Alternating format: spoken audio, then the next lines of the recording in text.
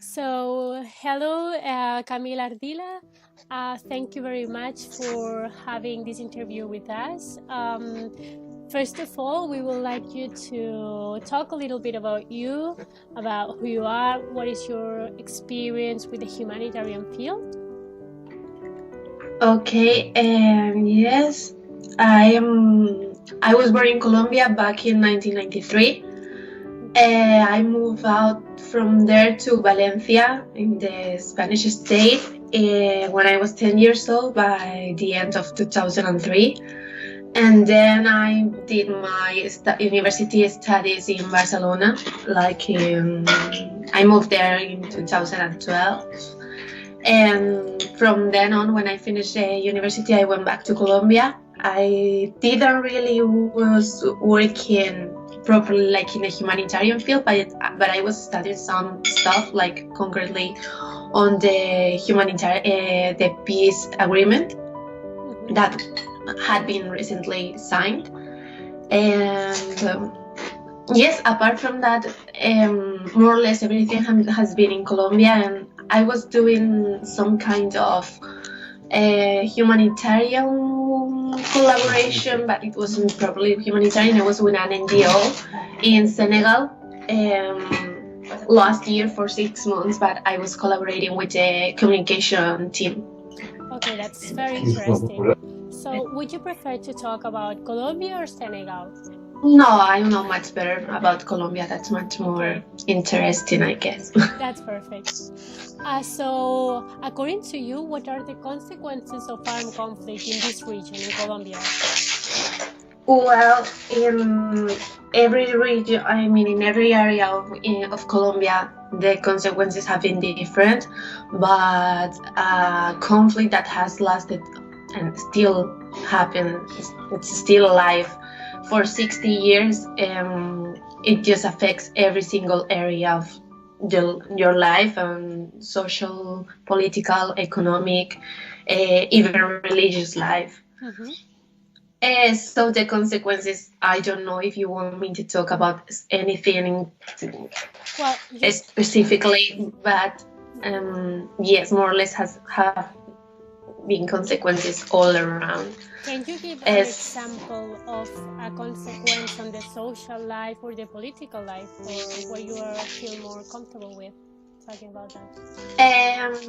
To start with, during these more than 60 years, there have been 8 million people, 8 million displaced people, in the interior of the same country and who have gone overseas.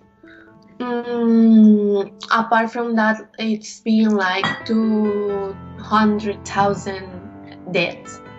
The most of them has been men, but in real life and the life that's still happening, the consequences have been to women who had been only obligated to take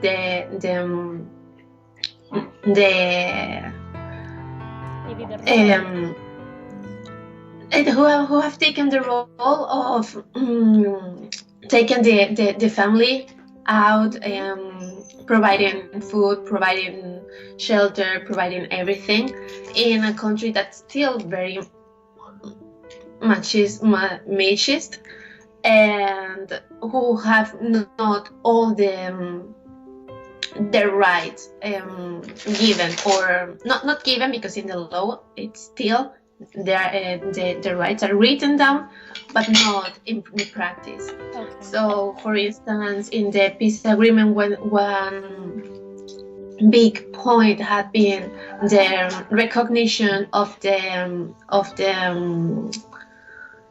ownership of women of their lands, probably because their husbands were killed or died. And but the papers are not with their names, with the women's names.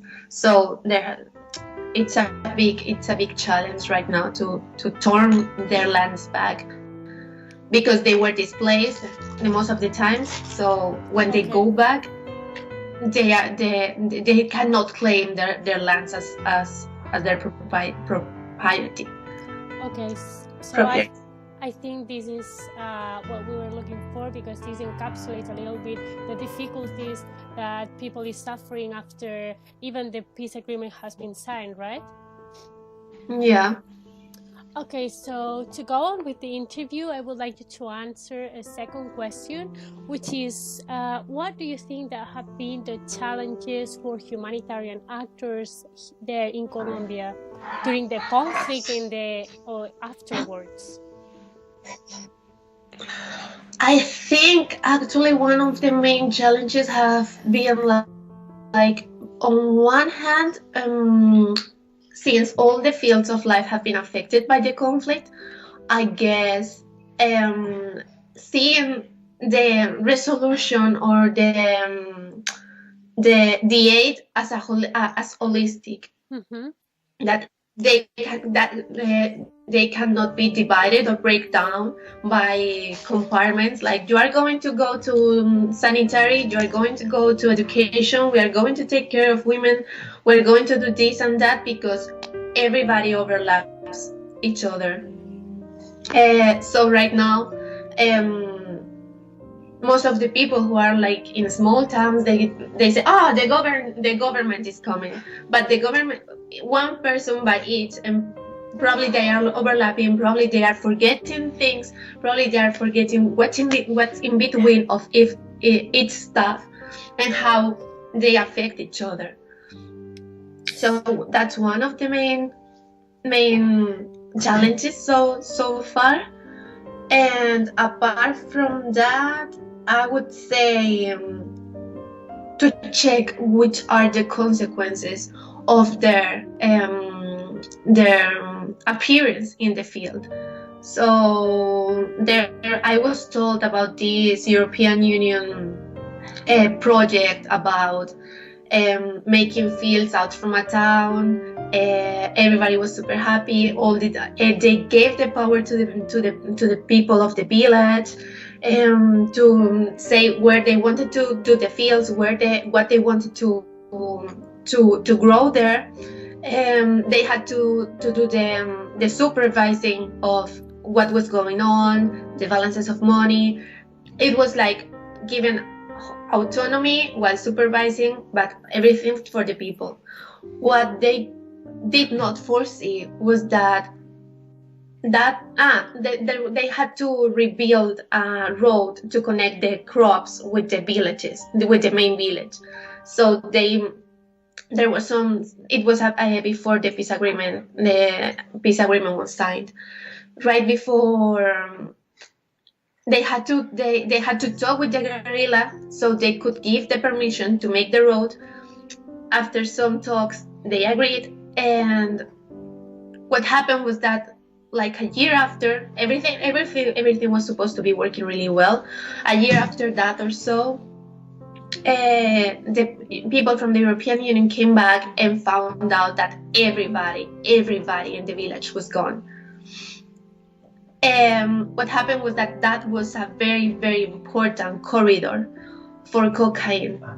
So the guerrilla and probably also the paramilitaries took advantage of that road, which had just been built and really, really well built, to continue with the trade. So, foreseeing the consequences of the acts and really, really talk to people and try to see which could be the consequences of every single act, because otherwise sometimes it's even worse. Okay, that's a very good example to what extent humanitarian action can help people or can even make it even worse, of course. Mm-hmm. So I think you have explained a little bit about what is going on in Colombia right now, that things are not solved because of the agreement has been signed, right? And then about the consequences of humanitarian actors.